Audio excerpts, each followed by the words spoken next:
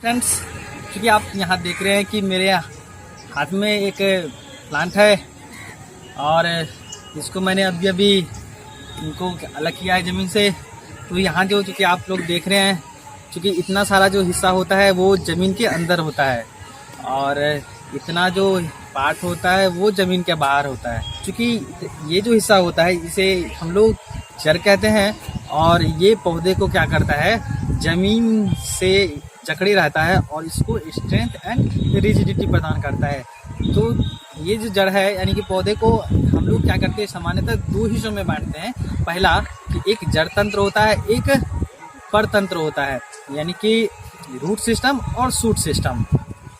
तो क्योंकि आप देख रहे हैं कि जड़ जो होता है और इसका जर्मिनेशन जो होता है वो रेडिकल से होता है और ये शूट सिस्टम का जो होता है वो प्लूमुल से होता है, जिसे हम लोग प्रांकुर कहते हैं। होता है वो जमीन के अंदर और उसमें जो वृद्धि होती है प्रकाश के विपरीत होती है। और जड़ का जो है कार्य जो होता है वो सबसे पहला कार्य कि वह पौधे को क्या करता है, जमीन से जकड़े रहता है।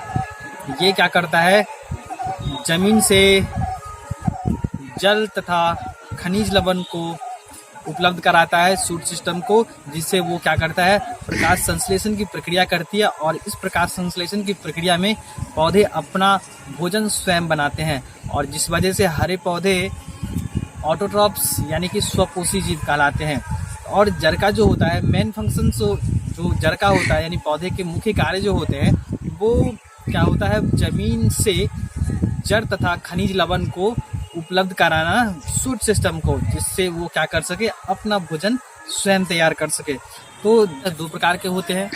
पहला एक होता है मूसलाधार, जिसे हम लोग टैप रूट कहते हैं, और दूसरा जो होता है एडवेंटिशियस रूट यानी जिसे हम लोग अपस्थनिक जड़ कहते हैं। और मूसलाधार और अपस्थनिक जड़ में क्या अंतर होता है, तो मूसलाधार यानी कि टैप रूट हम उस रूट को कहते हैं जो क्या होता है, जनरली रेडिकल से निकलता है और उस रेडिकल, और दूसरा जो होता है एडवेंटिटस रूट, वो एक्सेप्ट रेडिकल्स यानी रेडिकल को छोड़कर अन्य हिस्सों से निकलता है। उसे हम लोग क्या कहते हैं, एडवेंटिटस रूट यानी अपस्थनिक जड़ कहते हैं। टैप रूट का जो मॉडिफिकेशन होता है, तो चलिए एक नया टर्म आया हम लोगों का कि अपस्थनिक यानी मॉडिफिकेशन। मॉडिफिकेशन क्या है, तो जनरली जो होता है जड़ का जो काम होता है, कार्य होता है यानी फंक्शन जो होता है वो क्या होता है कि जल तथा खनिज लवण का अवशोषण करके पौधे को क्या कर देना, जिस वजह से वो अपना भोजन बनाते हैं। लेकिन यहाँ क्या होता है कि मॉडिफिकेशन में कि जड़ अपने कार्य को छोड़कर क्या करते हैं, वो दूसरे कार्य करने लगते हैं। तो जिस वजह से उसका क्या होता है, रूप में अंतर होता है, यानी कि वो मॉडिफाई कर जाता है दूसरे स्ट्रक्चर में, यानी कि चाहे वो उसका आकार बदल जाता है। तो इस वजह से उसको हम लोग क्या कहते हैं, मॉडिफिकेशन कहते हैं या रूपांतरण कहते हैं, और दूसरे भाषा में हम लोग बोले तो कायांतरण कहते हैं। और यह मॉडिफिकेशन जो टैप रूट में मॉडिफिकेशन होता है वह तीन तरीके से होता है। तीन तरह यानी टाइप्स ऑफ मॉडिफिकेशन, यानी मॉडिफिकेशन के प्रकार किसमें, टैप रूट में, मूसलाधार में। तो पहला मॉडिफिकेशन है फ्यूजिफॉर्म है, नेपिफॉर्म है और तीसरा कॉनिकल है। ये बम्बू जो होता है वो ग्रास फैमिली से बिलोंग करता है।